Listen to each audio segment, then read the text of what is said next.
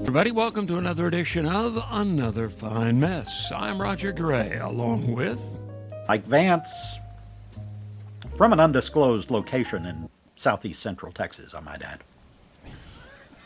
Okay. Well, we'll keep it quiet for you if that's what you prefer. Hey, how are gas prices there right now, by the way?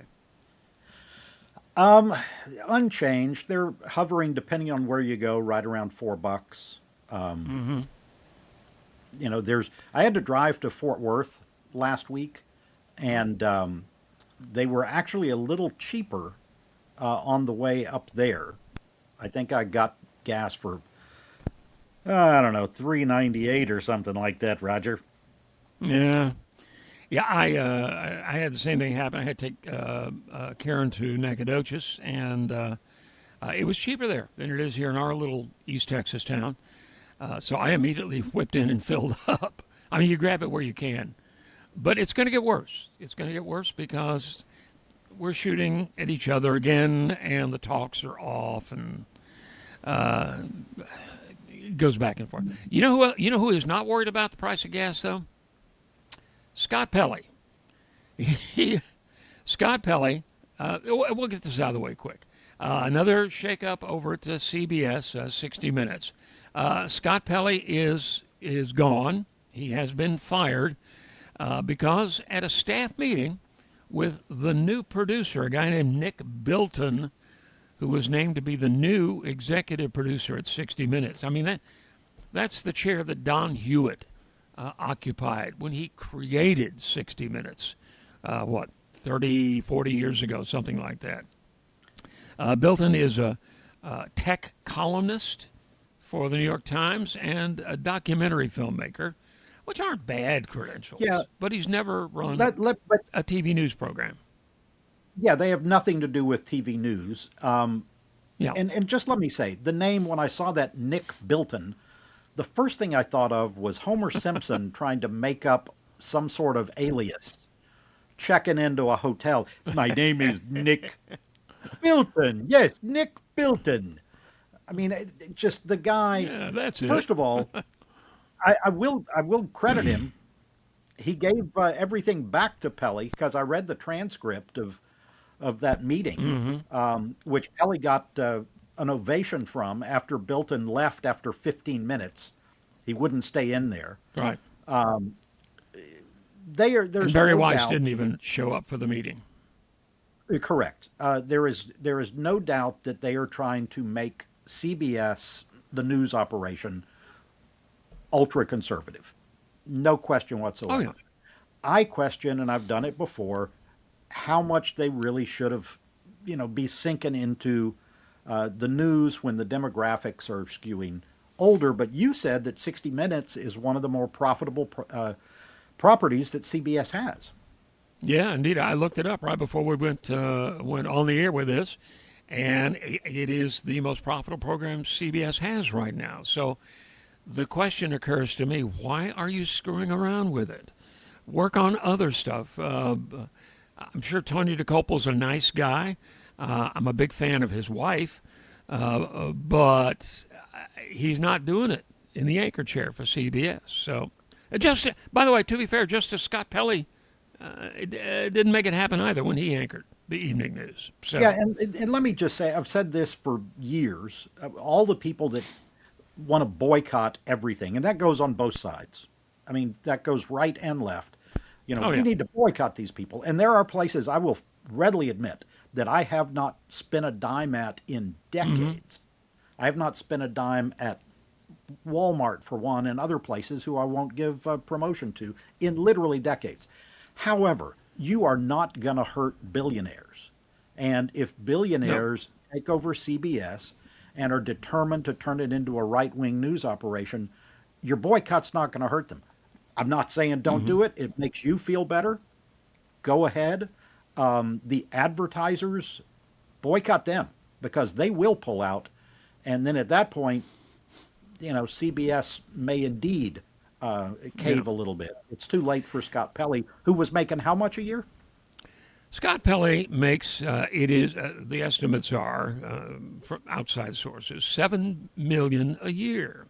His net worth is around $18 million. So Scott Pelley actually, if somebody was going to make the case right to the boss, Pelley was probably the guy to do it, because he's not going to miss any meals after being canned over there. He'll either start doing what we're doing, or he will go to CNN, or he'll just hang it up and write a column or something, like Katie Couric is doing right now, as a matter of fact. So Scott Pelley's not losing any sleep or money. No, and CNN is owned by the same people, I'll remind you, coming up shortly. Well, they will be soon. Yeah, they may be soon. Yeah, that deal is almost done. So, yeah, it's pretty much going to leave ABC and NBC left as a haven for these folks. But the shakeup at 60 Minutes involved obviously Sharon Alfonsi, whose anger at having a story held up, she felt due to political reasons, went public. She didn't intend for it to, but it did. So that made her a target. And for some reason, they also fired Cecilia Vega. I have no idea why, other than her last name is Vega. They also fired the executive producer, who is Taryn Simon. She is the daughter of Bob Simon, legendary correspondent and then legendary 60 Minutes correspondent. He died in 2015, sadly in a car wreck. But she grew up in the business, like my daughter did, worked her way up, and had been named executive producer. So there was some legacy there with a Simon at the head of at the helm. They canned her as well. No reason given, really. So, well, yeah, if we're talking about canning people for no reason, we've talked a lot about CBS and 60 Minutes, so I'm going to veer off here a little bit. Sure. But Hegseth and the promotions for all the admirals and generals, no women, no people of color. They were removed from the list. So what you said about Vega being fired for her last name being Vega, I think that's a solid guess. Oh, yeah. Well, and people aren't even being coy about it anymore. Jesse Waters, who I've mentioned many times, has the most punchable face on TV, said after the voting in California, he's like the former HHS guy for Becerra. Thank you. Waters said his main qualification is the sound of his name. He didn't go any farther than that, but he didn't really have to. I mean, it's just flat out, fine, he's Hispanic. That's why he got votes. That's why he ended up ahead. They don't even pretend anymore, which is no. They're frankly flat kind out of racist. disturbing. Yeah, flat out racist. And and I'm sorry, I will say there's somebody posted on Facebook regarding this and other stuff that I do, and said that they do listen to it, but that I am harshly left-leaning. No, racism is wrong. It's wrong. yeah. And we're talking about morality here. We're talking about following the rule of law. That's not left or right. That is morality and the rule of law. Oh, yeah. Yeah, it's...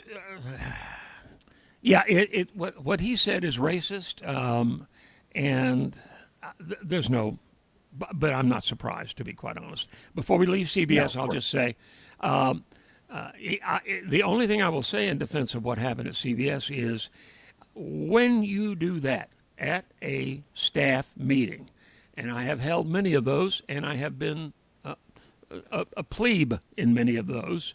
I have run them, and I have been, a member of the crowd. You don't do that. You ask questions. You might ask for some answers. You might ask for some explanations, etc.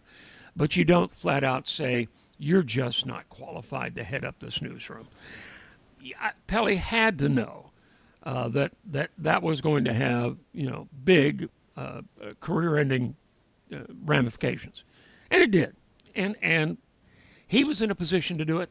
That's why they applauded him. They're all thinking, whew, thank gosh, I didn't have to do that. So, yeah, he had to know. He had to know. You can't be that blunt and not expect the axe to fall. It just does. That's the Well, in way it that works. case, I'll hold back everything I was going to say about you, Roger. Thank you. Thank you. That's very kind. You were telling me something that I had not read. That are we in for a really good report on crime, particularly homicide, coming out? Yeah, and homicide has been dropping ever since the pandemic. It reached a ridiculous high during the pandemic after already being at a long time low. Yeah.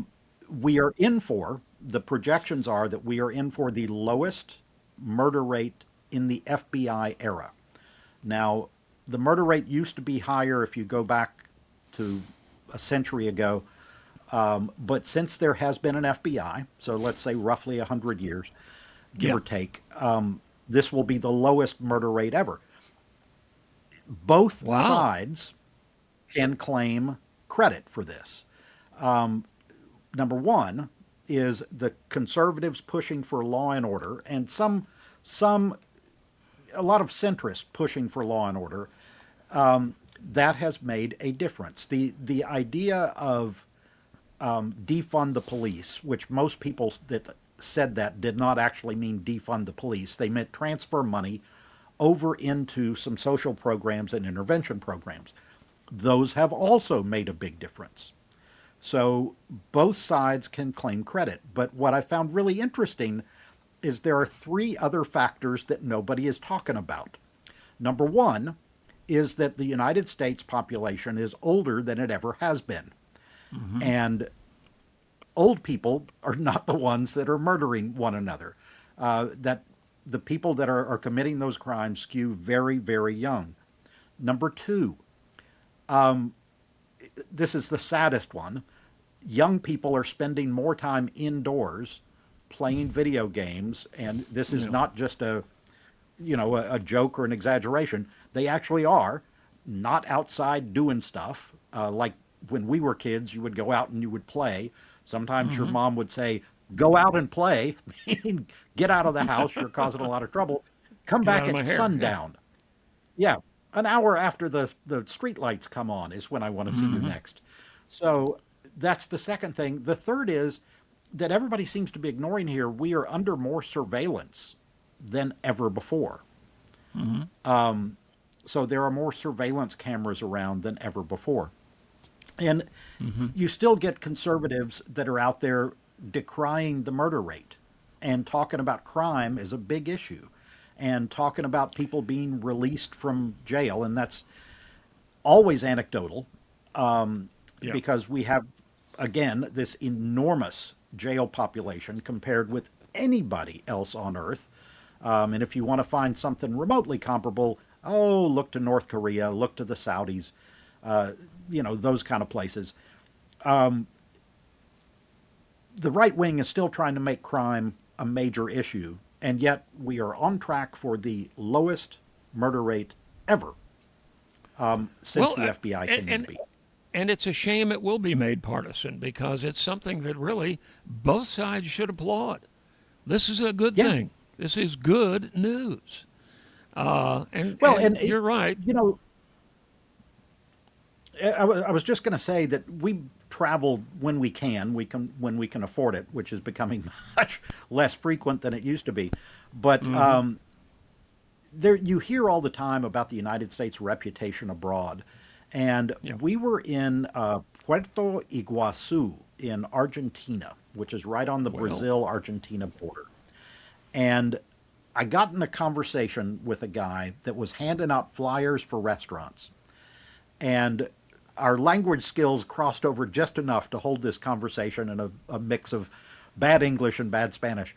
But he was talking about the U.S. and the thing that was his big takeaway is very violent.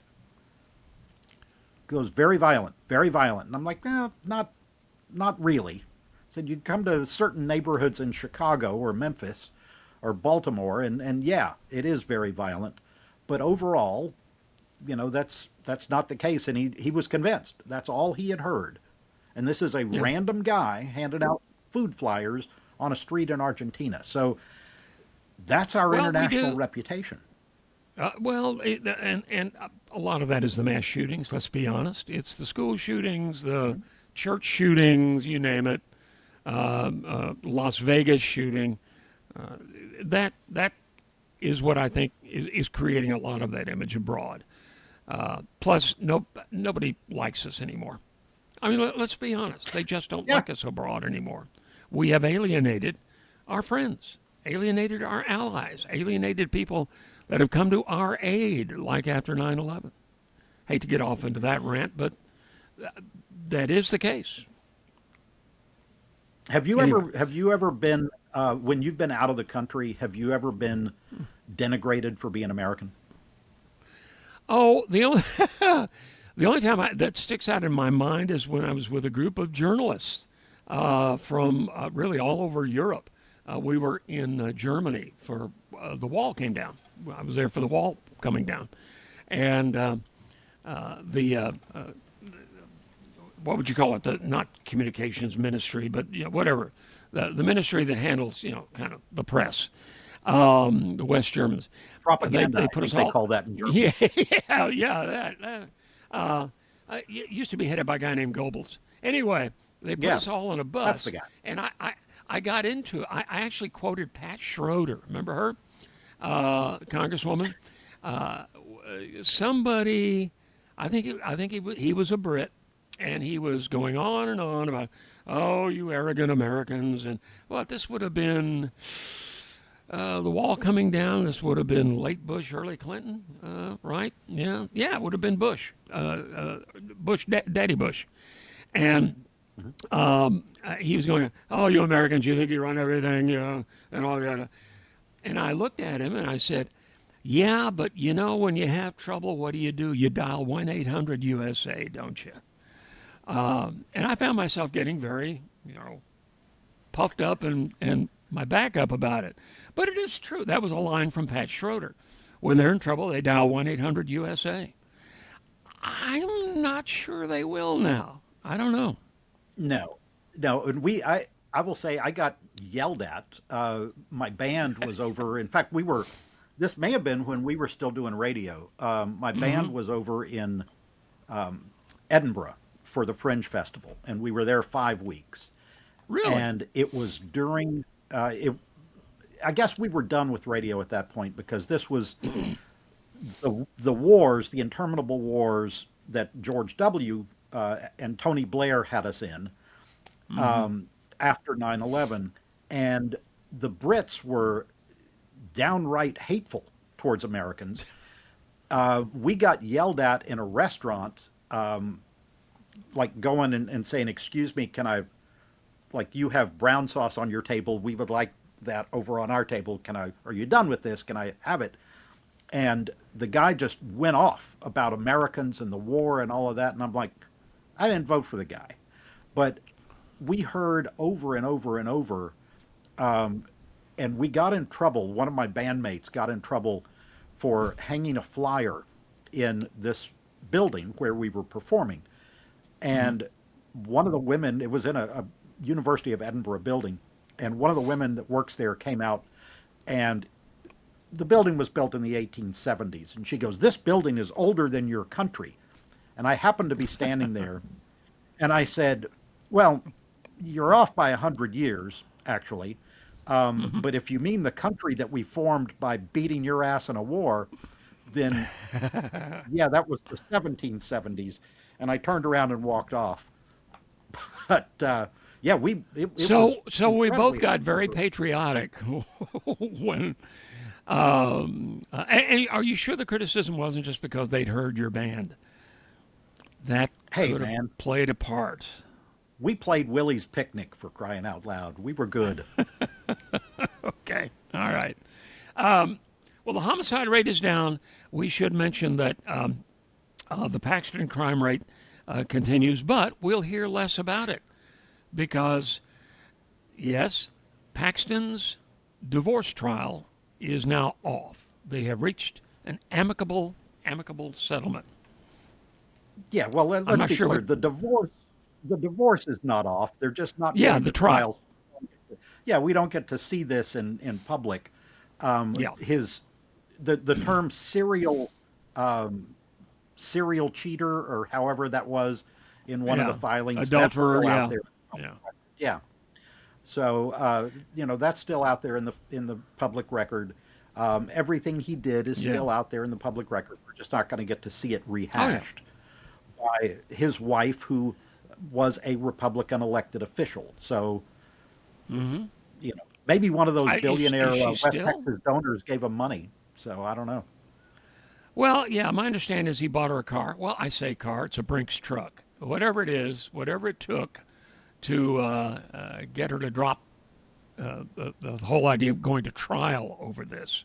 That's the only thing that's Yeah. canceled is the actual trial. So they'll settle up. He'll write a check he can't afford right now probably, and hopefully he's going to hope the public forgets it all. They won't, Well, but there you go. no. Let's hope there is a steady diet of PAC money, which I am totally against. But until it's eliminated across the board, Right. everybody has to use it because that's Yeah. the corrupt system of bribery that we have.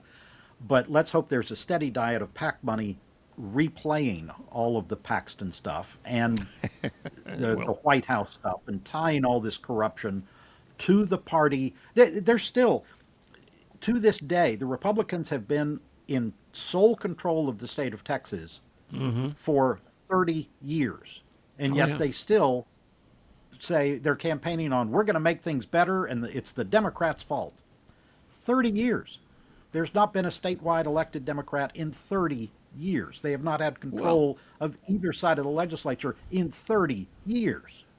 they don't even have a So, say anymore. People like no. Dan Patrick, the word has gone out. Don't even put them, make them co-chair of a committee. Don't I mean, the whole idea of, in Congress, the chair and then the ranking member, which is the number one person from the other party. We don't even have that. It's just don't put them in any area of authority in the legislature. So it's pretty hard to blame somebody when they have no say. There, the misinformation that leads to this ultra partisanship. There was a post that I saw this morning that some woman was going on about the picture of the White House with this gaping hole where Yeah, the East Wing used to be and the MMA fight cage going up. yeah. She's like, well, at least the president is paying for this. No, he's not. There was $1 billion appropriation rammed into an unrelated bill to pay for that ballroom stuff. Um, the idea, I mean, he's got these people brainwashed, and Oh, they're I, like, well, I, I that's just agree. the left talking. I mean, they're out of their damn mind. Well, again, to be fair, I think the billion there was enough Republican opposition that the billion Yeah, probably isn't going to happen. But which is why there's yeah, still a it's gaping going to hole be in the ground. yes, and it was done without permission or permits or any of that, or Yeah. warning for that matter. The dozers just showed up one day. So yeah, it's ugly. The whole idea of having a UFC fight on the front lawn, on the south lawn, is to me the least classy thing I can imagine. I wrote this week, Mike. The lawn looked better when Woodrow Wilson had sheep grazing out there. Yeah. To be honest, you're a historian. You remember that. Not I firsthand, mean, mind you, but exactly. Yeah. He did it, by the way. I was looking it up, and he did it because the groundskeepers had volunteered for the war. And so he just brought in like 40, 48 sheep, and they just grazed and kept the grass cut, and he sold the wool. The wool went, the profits went to the Red Cross. So, that's sheep. That's a big business, or not big business. It is a business that people will rent sheep to come in and mow your property.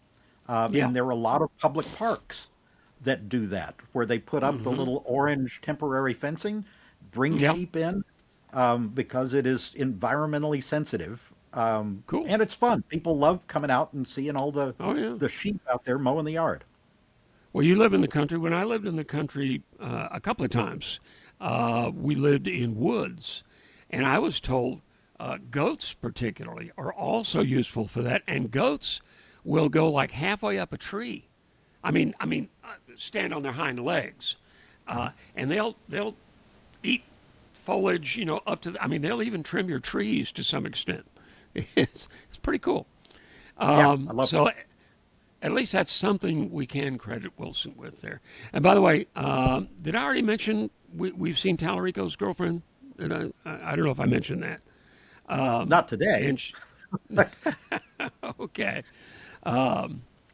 but yeah, she has been revealed. They are an item, but they're going to try the gay stuff. So. Yeah, What are you gonna let's be clear that she has not been revealed in the same way as Melania on the pole. No, no. And So, there's even the rumor mill is churning about Melania, but I'm not going to contribute to it until we hear more. There are alternate versions of how she met Donald. Let's just put it that way. Out there. Yeah, yeah. And by the way, okay, back to issues, real issues. Iran talks off again. We're shooting at each other again. And so oil is back up to 100 or slightly more now. and I hate to be the one. That's a lie. I love being the one that said I told you so. The idea that the war was going to be settled. The guy, the orange dude in the White House, actually said out loud, and again, Homer Simpson, I find the talks boring. They had gotten boring. That's Homer. That's Homer during the opera. Boring. Yeah. So, I mean, this is the guy that we are supposed to be relying on. Now, first of all, he's getting, and this is a lead into, I know something else you wanted to talk about. He's getting kind of kicked in the back from Netanyahu, but this is the guy who's like literally said in public, on camera, I don't care if we settle this or not. The talks have gotten boring. That's the guy who we are relying on. Yeah, and I noticed that Marco Polo? was Marco Polo was challenged in the congressional hearings with the fact that while the talks were going on, the Congresswoman described it as a party.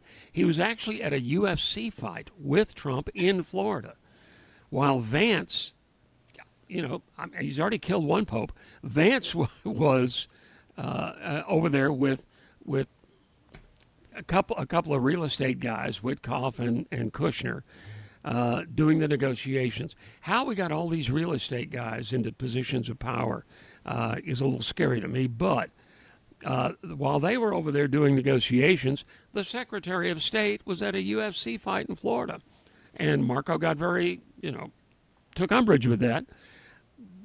But that is the case. One would think the Secretary of State would be there. That would be, kind of his bailiwick. Yep, but we have a president who trusts real estate people more than he trusts diplomats. He has made it his first term, second term. He has made it his goal to fire all the professionals and bring in loyalists. That is what he's doing. And in his mind, nobody's more loyal than a real estate guy, because that's what he fancies himself as, is some sort of real estate tycoon. So that doesn't surprise me at all. Making great deals, the ultimate deal maker and that sort of thing. We have mentioned and I can't recall if we mentioned it last time, but the tweet whatever you call the Truth Social tweet, about the upcoming America 250 state fair celebration thing. We're down to like Vanilla Ice and who? Kid Rock? I don't know. But Well, I don't even think they're coming. I'm not sure, but yeah, and now Trump is apparently going to turn into a MAGA rally. yeah. And he announced that the performer, the central figure, the star, will be, what some people say is the greatest president in history and all of that stuff, who draws bigger crowds than Elvis in his prime. That was the line that kind of struck me because until the Beatles came along, there was nobody bigger than Elvis. So that works both ways. There was a great AI picture of Hirochito jammed into an Elvis leather suit, about to bust out of it, at his 400 pounds. They keep saying he's 6'3", by the way, and I will never tire of seeing the pictures of him meeting athletes that are actually 6'3", and he's this much shorter. Well, the famous photo of when the Obamas at his first inaugural, they're standing on the steps of the Capitol, the Obamas and the Trumps, both standing there. I forget what President Obama is, 6'2", 6'3", something like that. Well, he's not and Trump 6'3". is so very obviously shorter. Yeah, Obama says he is 6'2". 6'2". And yeah, And Trump is obviously shorter. And it's the exact. It's like we're back to crowd size at the inaugural. It's always a measuring contest, isn't it? And that's as far as I'm going to go with that metaphor. Yeah, Bill Pulte. Bill Yeah. Pulte is If that name is familiar, folks, if you think of Pulte Homes, it's that family. Yes. Except that he got kicked off the board of the family-run business. Mm-hmm. And what he was doing before he got appointed to run the housing, or Fannie Mae and Freddie Mac, before he got appointed to run those into the ground. Housing Finance, Authority. He was running mobile home parks in Florida, not making this up. And he has not given up the housing gig. They have made him the interim National Intelligence Director. Yeah. Like I just said, they picked a guy out of a mobile home park in Florida and said, you are now in charge of national intelligence. As I mentioned, trying to get all the experts out of jobs. So what do you make of that one? Well, number one, he's named the acting head of the acting DNI, Director of National Intelligence. That's a position that was created after 9/11 because it was thought, and rightfully so, that the various intelligence agencies, CIA, FBI, DNI, etc., were not DNI, but Defense Intelligence Agency, DIA, were not talking to each other. They weren't communicating. They weren't on the same page.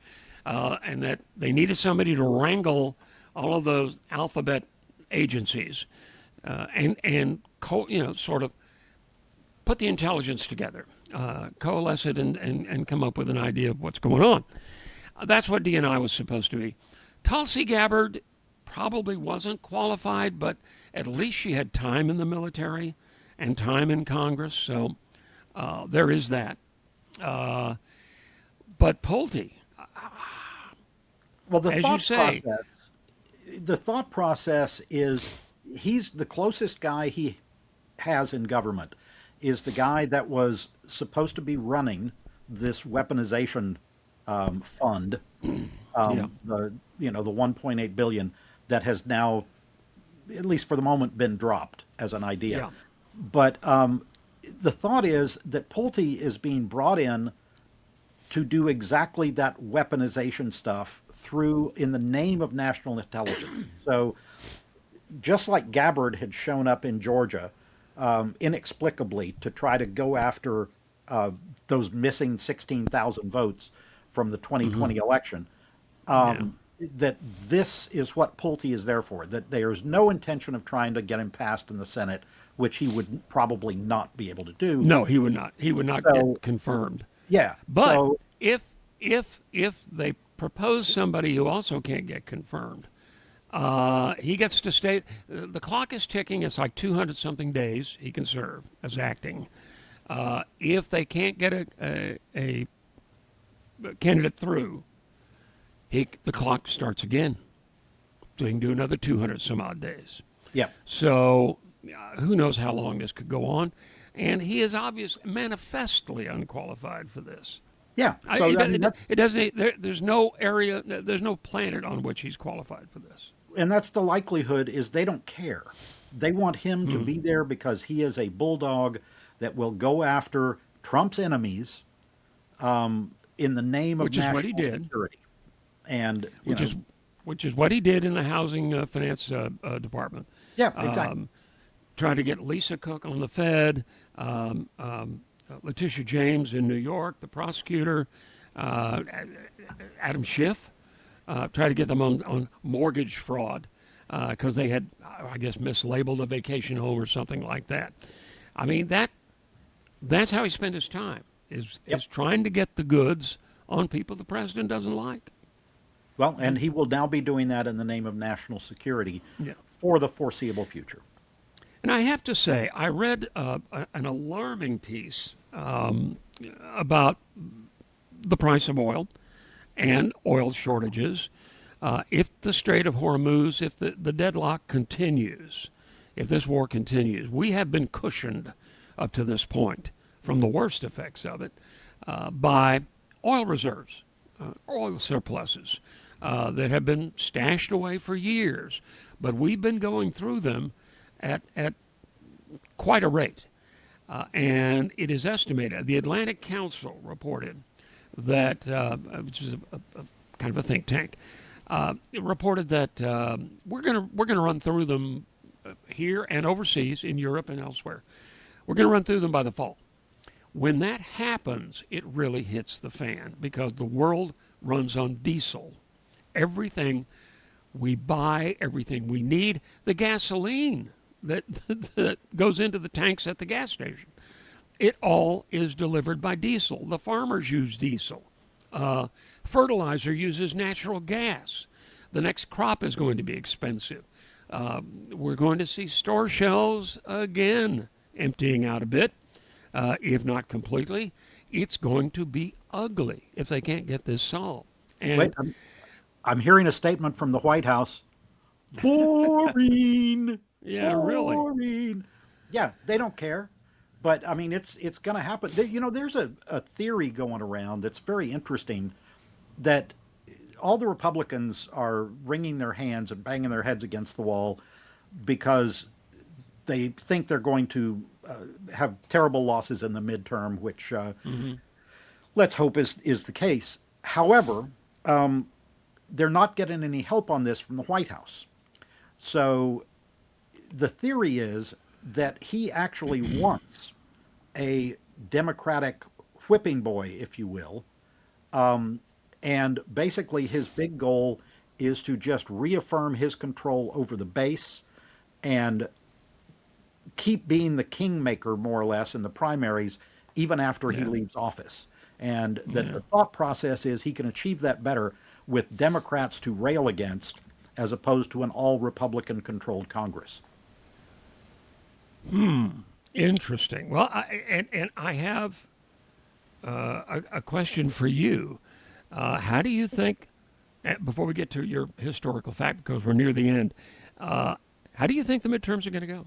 What do you see happening? I have to say, for all of his flaws, and flaws is a really mild term, I have to say I think Paxton's going to pull it off. It's possible. It comes down to turning out the vote. And Sure. I mean, that's it. I think the majority of people, you can look at poll after poll after poll, and yes, polling is flawed. We have seen that in elections. But the majority of people want this administration gone, and they want competent people back in charge. there 80% is one of the numbers that I saw of people that are opposed to this war that is boring, that continues, and as you said, is going to really become a major issue in the fall. Well, the fall is when the midterms come up. Yeah. Historically, in the last 100 years, only one time has the party in power not lost seats in both houses of Congress, and that was right after 9/11. Yeah. And the Republicans, when George W. was in office, the Republicans did not lose seats. That is the only time it has ever happened in history. So history tells you that the Republicans are going to lose seats, and they really can't afford to and maintain power. So that's my Okay. that's your call. my tentative call at this point. Yeah. Okay. Give us your take us out with your historical obscure historical fact. Yes. I wanted to talk about a guy. This is an interesting story I ran across on an old blog from 5 years ago, looking for something else, and that's when you find the best things. A guy named Albert Broel, Broel, who he's a con man, basically, is what we're talking about here. Supposedly, his own backstory was that he was in the Russian army during World War One. His entire unit was wiped out. The Germans captured just him, and it turns out that the German officer, is his cousin, who turns him loose and sends him to America. So that's how he got here. He moved to Detroit, ended up in Ohio and Detroit, back and forth. Had a thing called the Friendship Society that was like a mail order bride catalog that got sent out. And it turns out there was a mass murderer in West Virginia using this to find new victims. So that didn't work out well. The dude ends up in New Orleans and got into frogs. So Frogs? Frogs. He became the bullfrog king of the United States. Had a building on the American Frog Canning Company that was out on the Metairie Highway, and he was canning frogs' legs and also selling live frogs to restaurants in the French Quarter. And claiming he got in trouble with the Federal Trade Commission because he was claiming, I want to make sure I get this number right, that encouraging people to go into frog farming. That was, he would sell books. People could buy books about how they could go into frog farming and make up to $360 billion. This was in the 1930s. 360 billion. So, I think we probably only have maybe a couple dozen people on Earth today worth 360 billion. But Albert Broel is telling people you can start a frog farm and make $360 billion.